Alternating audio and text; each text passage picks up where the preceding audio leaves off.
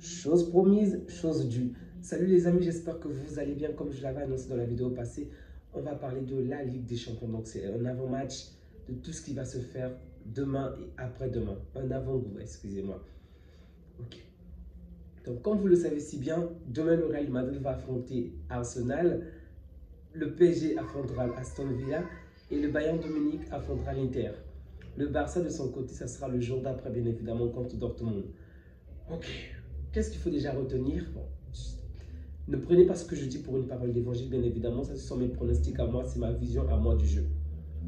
L'Inter de Milan n'est pas sur une très bonne lancée, même si c'est une très bonne équipe, je ne vais pas vous le mentir, et c'est peut-être l'une des équipes qui m'effraie le plus dans ce championnat, dans cette compétition, mais elle n'est pas sur une très bonne lancée. Toutefois, la Ligue des Champions est la Ligue des Champions, donc tout est possible en Ligue des Champions. Donc mon pronostic par rapport au match de l'Inter de Milan contre le Bayern, au match aller, je vois bien le Bayern de Munich s'imposer. Ou au pire des cas, faire un match nul parce qu'ils sont à domicile. Ils vont quand même faire le nécessaire pour remporter la partie. Et l'orgueil du champion va vraiment jouer en leur faveur, je pense.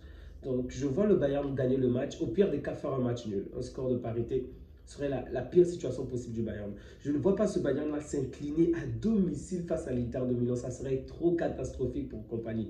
En plus, l'Inter n'est pas une équipe qui marque énormément. C'est une équipe qui défend plus. Donc, le Bayern de Munich va vraiment aller de l'avant, va vraiment vouloir marquer un maximum de buts possible. Mais elle sera confrontée face à l'une des meilleures défenses, pour ne pas dire la meilleure défense en Europe. Donc, ça sera un match intéressant. Mais je dois vous dire, pour demain, je suis partagé. Je ne sais pas quel est le match que je dois voir.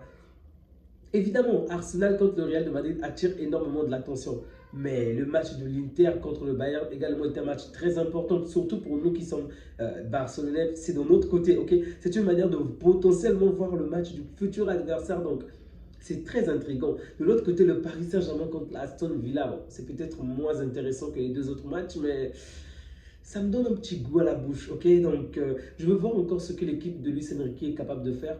Mais bon, quand même, un peu de respect à Madrid. Donc, je vais soutenir le Real Madrid de tout mon cœur, de toute ma force, en espérant que le Real s'incline. Non, sincèrement, en espérant de tout cœur que le Real puisse évidemment se casser les dents. Donc, c'est certainement le match que je vais regarder la majeure partie du temps. Les autres matchs, je vais peut-être voir de temps en temps. Donc, pour moi, le match du Bayern contre l'Inter, ce match allait se termine en faveur du Bayern de Munich. Ensuite, le Real contre Arsenal, je vais le laisser pour la fin. Je vais déjà parler du Paris Saint-Germain contre Aston Villa. Bon, Aston Villa joue bien et Aston Villa, je crois même, a battu le Paris Saint-Germain la saison dernière avec ce même coach. L'année dernière avec ce même coach. Donc, je pense que Aston Villa a toutes les armes nécessaires pour faire le nécessaire, toutes les armes nécessaires pour briser le Paris Saint-Germain. Ne pas sous-estimer Aston Villa. C'est vrai qu'on voit le Paris Saint-Germain être sur une très bonne lancée, faire de très très bons matchs. Mais le dernier match, déjà, on a vu de quelle manière ça s'est passé du côté du Paris Saint-Germain. Ils ont gagné 1 but à 0. Ok, Aston Villa a peut-être également gagné 2 buts à 1, mais Aston Villa a peut-être une certaine cohérence. Ok, Emery, il n'est peut-être pas le meilleur des tacticiens, mais il est pragmatique. Il sait que face à une équipe qui joue très bien, ils vont peut-être pas avoir la totale, ils vont peut-être pas avoir la domination de la balle, mais ils vont piquer lorsqu'il faut faire mal. Aston Villa a éliminé Arsenal, Aston Villa a éliminé Liverpool en finale. Donc, ce n'est vraiment pas une équipe à sous-estimer, sincèrement. Et à la différence avec le Paris Saint-Germain qui a certes la domination, mais au final, au match, elle avait perdu. Il a fallu le match retour pour battre Liverpool. Aston Villa a éclaté Arsenal et Liverpool sans le moindre souci, en fait. Vraiment, ce n'est pas une équipe à sous-estimer et j'ai vraiment hâte de voir ce qui va se passer vraiment. Sincèrement, évidemment, je souhaite que le Paris Saint-Germain l'emporte, mais ça sera quand même plaisant à voir. Le troisième match, donc le Real Madrid contre Arsenal. Ah, les Gunners!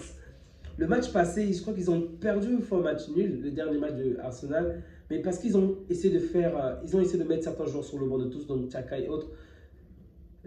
Donc, j'espère pour eux qu'ils vont revenir ce match-là avec toutes les armes nécessaires parce que il faut battre ce Real pendant qu'il est encore temps. Ok? Au match retour au Bernabeu, des choses mystiques vont se passer. Je ne sais pas.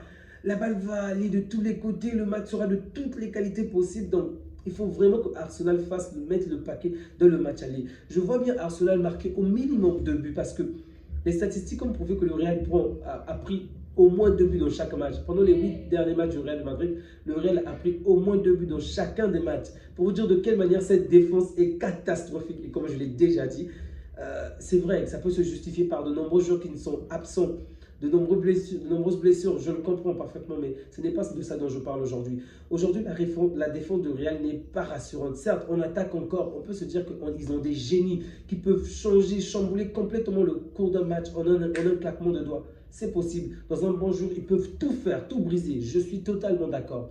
Mais cette défense également, ouf, cette défense en fait, c'est comme une passoire, mais qui n'a pas de maille pour vraiment empêcher les choses de tomber. Donc, du coup, c'est une véritable passoire à but, sincèrement. Une passoire avec des filets bien déchirés. Et le gardien n'est pas du tout rassurant. Bon, évidemment, apparemment, Courtois sera de retour, tant mieux pour eux. Mais je vois bien Arsenal marquer au minimum 2 buts. Sincèrement, si Arsenal ne marque pas 2 buts face à ce Real Madrid, dans ce match aller, il est fort probable que Arsenal s'incline au match retour et que Arsenal se fasse éliminer. Évidemment, avec tout l'amour que je porte pour le Real, je souhaite qu'il se fasse éliminer, bien évidemment. mais en tout cas, Arsenal va faire le nécessaire pour ce match aller, vraiment le nécessaire pour marquer au minimum 2 buts. Si c'est possible, laissez au moins 2 buts d'écart. Au minimum, vraiment au minimum. Parce qu'au match retour, il y aura penalty en faveur de Real de Madrid. Il y aura toujours quelque chose, une touche, une faute, quelque chose qui va faire péter les plombs. Mais ils doivent garder cet état d'esprit de champion, de grand leader de la Première Ligue. Toutefois, c'est difficile. Hein. De tout cœur, je souhaite que Arsenal passe, mais je vois mal Arsenal se qualifier, sincèrement. Arsenal bat le Real sur un match, oui. Mais Arsenal se qualifie face au Real, je vois mal, sincèrement. C'est vrai que la dernière confrontation entre Arsenal et le Real, je crois que Arsenal se qualifie en 2006, je pense. Arsenal se qualifie face au Real, mais beaucoup de choses se sont passées après, ok? Le Real a gagné encore plus son expérience, ce que Arsenal n'a pas fait pendant pas mal de saisons.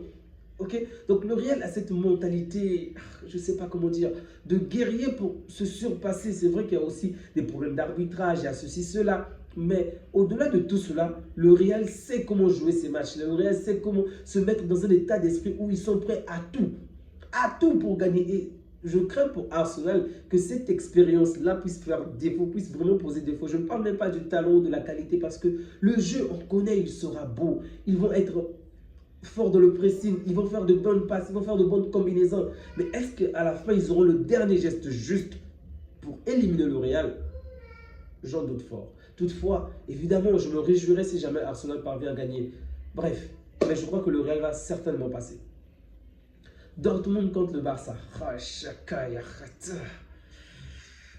Le match, ce match. C'est chaud, les amis, c'est chaud. J'aimerais dire qu'on va facilement gagner le match face à Dortmund. C'est ce que je veux, c'est ce que mon cœur aimerait.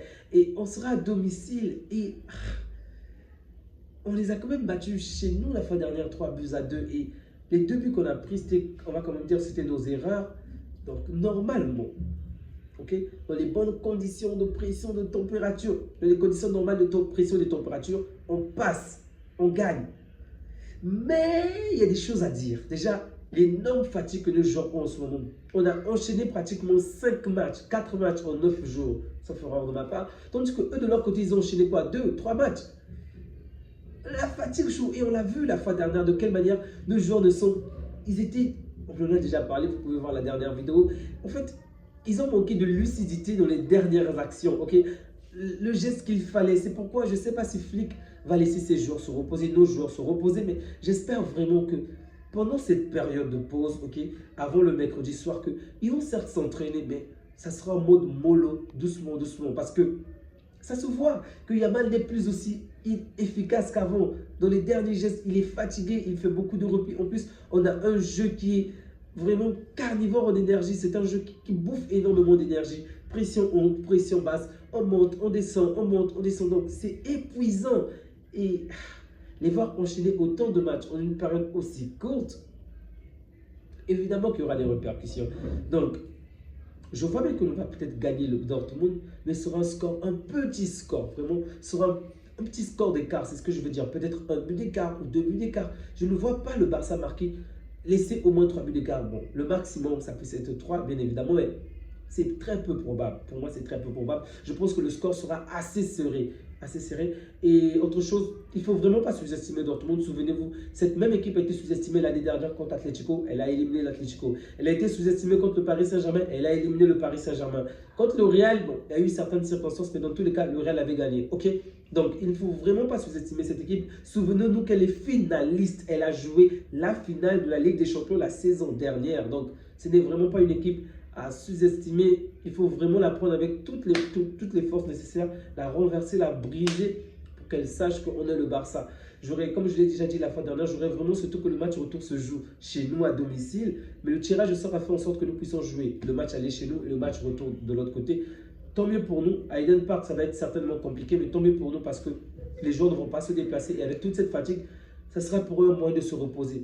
Moi, ce qui m'énerve juste par rapport à cette Liga, c'est les personnes qui sont au commandement. Je parle de Liga alors que je suis aussi la Ligue des Champions. J'aurais vraiment souhaité que de l'autre côté également, les dirigeants de la Ligue des Champions, de la Liga, fassent comme des autres dirigeants, accordent plus de temps de jeu à nos principales équipes. Aujourd'hui, il n'y a que deux équipes en Espagne qui reposent, il n'y a que deux équipes en Ligue des Champions qui représentent l'Espagne en ce moment, le Real et le Barça. Et accorder à ces deux équipes-là un peu plus de temps, ça aurait été vraiment vital. On a vu de quelle manière ces deux équipes-là n'ont pas été fameuses lors des derniers matchs.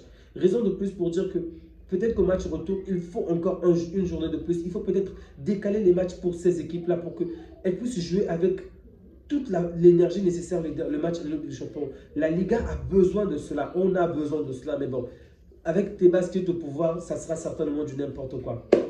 Les amis, pour le pronostic de notre match, je pense que l'on va s'imposer sur un score de 3-1. Bon, notre défense aussi n'est pas rassurante, surtout qu'on a perdu certains joueurs. 3-1, c'est chaud. Mais pour moi, ça sera un résultat positif. Un match nul, pour moi, serait négatif. Un quelconque autre score qu'une victoire, pour moi, serait un score négatif. Vraiment, ça ne serait pas du tout une bonne chose. Donc, j'espère, pour ce match, j'espère que Rafinha sera dans des meilleures mesures parce que, comme vous l'avez certainement vu, c'est parti en cacahuète avec Ter Stegen. Pour moi, c'est un mauvais caractère. Il ne doit vraiment pas avoir cela. De la même manière que je me plaignais lorsque Vinicius faisait du n'importe quoi.